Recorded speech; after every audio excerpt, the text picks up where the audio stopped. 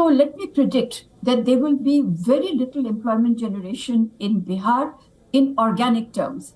The government might introduce a few more jobs, a few 100,000 jobs here and there. But the organic growth of an economy will be stultified exactly because Nitish Kumar has introduced very expensive welfare projects. I'm not saying they should not be introduced, but we are asking about the economy.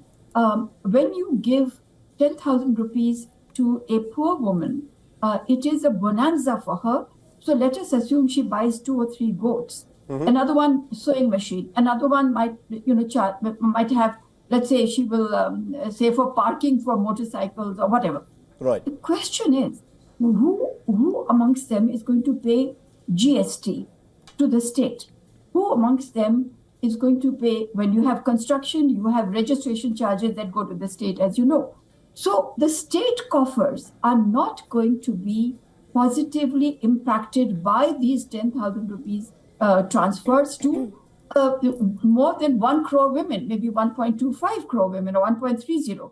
So what happens is that the state of Bihar is actually going to, then once this treasure is over, this whatever money they got just now from the center, now what happens? So this will be over pretty soon. Right.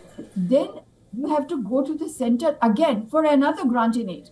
Today, please, may I remind you that that Bihar by itself only collects about 6 to 7% revenue, which is, its revenue collections are 6 to 7% of its expenditure. So let's assume loans and GST and registration fees, that maybe it's 20%.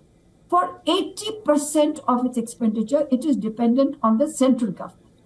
And you know very well, whoever gives the money then calls the tune. Right. So, but this, what is worrying, your question was what happens to migration? In this scenario, when the state is not going to be, not going to have the resources to invest, I do not see too much FDI, foreign direct investment, coming in. Promises might be another thing. That means that there will not be industries, which means that you will not, if there are not industries, investment in industries, there will not be jobs, which means migration will increase, which means that the families that are getting fractured today, we are not looking at the sociological aspect of not having your young men or even your middle-aged husband in the house. It gives, it makes women stand on their feet. But what does it do to the family unit is something that I worry about. Having family links in Bihar. Allow me to interject there, Ms. Singh. While we've discussed everything that's worked in favor of Nitish Kumar, now we also need to understand the kind of challenges that are awaiting the party. We know that with BJP seeming to be maintaining its lead over JDU within the alliance, despite both contesting the same amount of seats. Now, how is it slated to impact the power balance within the country? Now, because we also know there's speculation about Nitish Kumar's future within the party. And of course, this has come at a time when the opposition has raised pointed questions over his health conditions, and there has been speculation on whether he will continue as the chief minister, even if NDA comes to power. What do you think? Shikha, let me just put it this way. What will BJP gain by throwing away Nitish Kumar as the chief minister? Nitish Kumar is, as I said, a lion at sunset, and therefore, very gently, but very quickly, Nitish Kumar is going to be surrounded by the powerful winners of the BJP. Right. So this is going to be a government that is harnessed by in harness will be the BJP, but the front will be Nitish Kumar. And there is no reason for the BJP and as a sharp political entity to be disturbing this balance. Let Nitish Kumar be, and he's emerged as a father figure, and he has emerged. Let me also, before we turn, another very important point that Nitish Kumar has been able to communicate, and also to an extent Tejasvi Yadav. They have not been communal in their speeches, and they have also not raised this Hindu-Muslim bogie. Neither have they raised Ghuspetia, that there are infiltrators. If you see, BJP has raised these. So I don't know about the results in Simanchal, but I would expect that there is Hindu consolidation there, but because of a very real feeling amongst the Hindu population in the Simanchal area, which is some districts are Muslim dominated, but there is a Hindu population that thinks that Muslims and Yadvas will come together and dominate. So I would expect that Simanchal is also voting for Mahagathbandhan, for NDA, and Mahagathbandhan is not that high up. But at least these regional parties did not raise these standard operating procedure formats. Contrary to that, a lot of people would say that because of this exercise of SIR that was carried out, saying that there were people on the voters list who should not have been there, and therefore there was a purge that was carried out.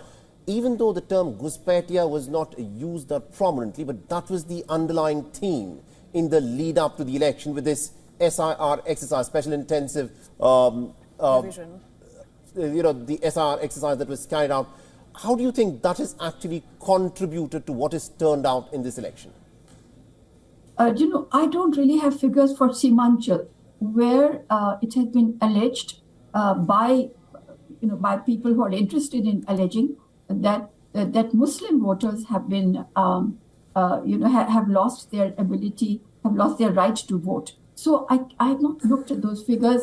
I've not also got any anecdotal evidence, except what is being said on television by people who are critics of the ruling party. So I would say that, but I think across Bihar, there doesn't seem to, the panic that we saw in early September, etc., when after this was done, August, September, that panic did not get reflected in other parts of Bihar.